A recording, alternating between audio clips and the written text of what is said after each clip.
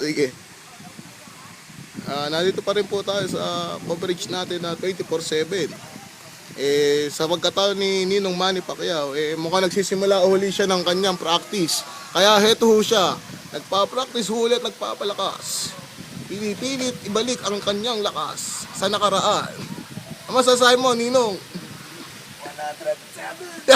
107. Woo! Woo! Kailangan natin ibalik yung lakas natin. Kaya natsambahan tayo ng sapat. Mali kasi yung pagliko ko eh. Mali ba yung pagliko mo? Dapat pala doon ako sa Na-counter ka doon. Ay, ganun sa... Tulog sa akin pa. Kaya nagkakatsamba lang tayo. May magkakaroon pa ba ng 5? Inaasahan natin yun. Bababuyan natin yun. Sasabi ni Pap Aro. Kaya mo yung mapi yung hype mo. Lemonyo ba? Kamara si Lebron. Hindi mo yung hype mo yun. Ayun. Pagbigyan na lang natin. Mukhang nag-enjoy naman yung Team Pacquiao mo no? Nagsiswimming na nga sila oh. Nagsasaya sila. Nagsasaya, sabay ka, ikaw talo.